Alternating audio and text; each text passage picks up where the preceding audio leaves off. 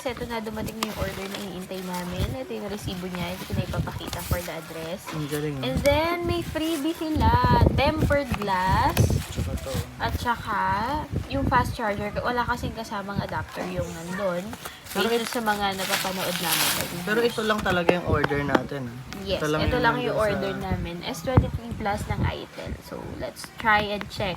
Ang So, ganda by ng the way, box, ano siya, 8 gig yung RAM niya, pero may expandable pa siyang another 8. Tapos yung internal storage niya is 256. So, ito na yung box niya. Kung makikita niyo, sobrang nipis niya lang talaga. Yung usual na phone, di ba, parang kalahati lang nito, so medyo makapal. So, ito naman, pa-box, tapos manipis. So, wow. Grabe, ang ganda. Parang ano siya, gaming phone Ang yung gaming vibes. Oo. Unahin natin itong accessories dati. Ito mga naman ang super. Super, designed by Itel. And then, AMOLED curved screen, dynamically color filters on screen. So, unahin na natin ito. Yeah, actually, ito yung pinakamurang phone sa tingin ko na AMOLED curve. Walang ibang AMOLED curve screen na ganito kamura. Ito yung una niyang accessory. Charger to, no? Ano siya? Cord Type? lang. Oo. Type C. So, feeling ko kaya binigyan tayo ng previous na ganito. Next na box is ito. Ito yung SIM ejector. Ejector ba? And then, yung loob nito, hindi ko na ilalabas, pero meron siyang headset. Ayan. May headset siyang kasama. Oo. Kasi di ba usually yung mga phone ngayon, wala na siya talagang libre na earphone. So, ito meron pa. And then, ito na tayo sa exciting part. Breakthrough without limits. Oh. Ay! Meron siyang kasamang ano. Hindi pa ito yung phone. Ano to? Sorry, it's a prank. Ano to? May case. Oh nice. Oh, meron siyang clear case na. Hard siya, hard plastic. Para siyang matte yung finish niya. Tapos ito is clear lang. Ganito rin yung type ng case ng Korok ko. Ganyan din. Parang siya talaga pinagmukhang game. Tapos ito manual lang. Warranty policy. Ito na siya. Ito na talaga Na, siya. the phone itself. Wow! S23 Plus, AMOLED. Para siyang Samsung and iPhone na pinagsama. Wow! Yan. Huwag kayong malinlang guys. Based na sa pagkakabasa namin, dalawa lang yung camera niya and then ito ay flashlight. Oh my god, ang ganda oh. Tignan mo, girl. Edge yung niya.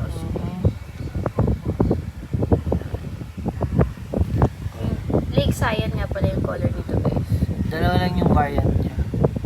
Isa dark, tapos yung second ito. Hindi siya bukas. Wow! Oh my god, oh. Tignan mo oh.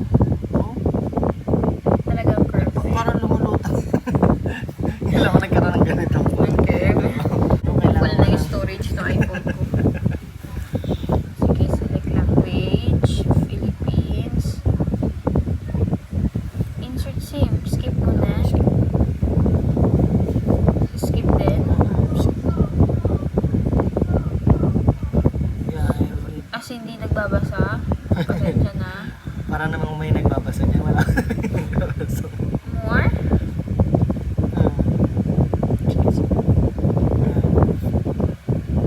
Skip mo na. Skip mo natin. Tingnan natin yung... What's this? Mobile. Cloner. Parang galing. iPhone. Kasi di ba pag bagong iPhone ka, literally, kuklone na yung old na iPhone mo, lahat ng applications mo, Tsaka ng pictures yung mo, ng files. mga files na nandun, matatransfer sa bagong iPhone. So, mukhang may ganun na rin siya. So, skip muna natin. Wala naman kaming i-clone since extra phone siya. Preferred way, buttons, or ito, return to the previous interface or desktop. Gestures na lang. Ito, Or button. ako kasi ito ginagamit ko sa ROG. Ako din sa iPhone. Sa iPhone ito rin. So, dyan tayo sanay. Wow. 13.0 ba yung ng Android? Ay,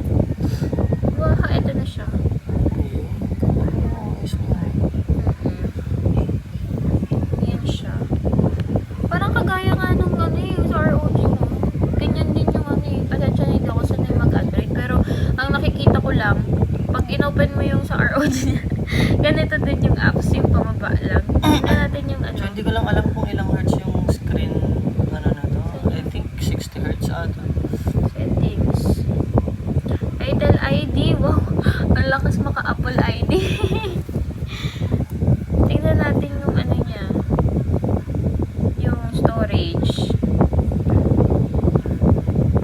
So, ayan. 256 siya talaga. 17 gig. Ito yung mga nandito na talaga sa phone. Yung mga system and yung applications na installed na talaga. Ay, Tama. and then, battery lab.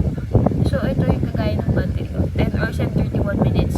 So, parang ano niya, na-estimate niya based dun sa battery Pero syempre, percentage. depende yan sa kung paano mo siya gagamitin. So, ayun. Battery draining apps detected. Eh, mukhang okay naman. Ikaw, ano masasabi mo? Sa akin, okay. Hindi ko naman ito bibili na hindi okay sa akin. Check kaya natin yung camera. Ayan. That's right.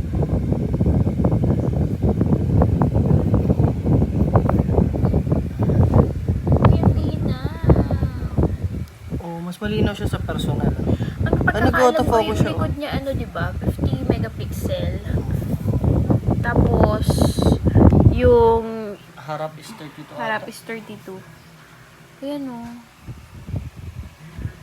Ang Diba? galing nag-autofocus siya. Oh. O, tsaka marami siyang options dito.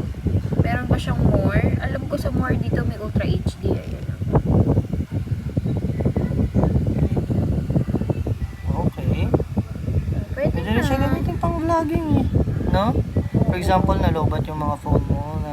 Actually, binili nga namin to as backup kasi wala na ring storage yung iPhone ko. Kailangan, hindi ko kasi kaya mag-delete ng pictures, lalo ng bata. Tapos, ayan, extra phone. Super night. So, kapag gabi na siguro, portrait. Yung portrait yung ano yung background, di ba? Pag tinotok mo sa tao. Yun lang. Yung harap. Yung front cam. Front cam. Hi. Ayan, mukhang goods naman. Eh, hindi siya malabo. Hindi siya like, parang ano. Oo nga. Oo. Okay naman siya eh. Goods naman, goods. Yan.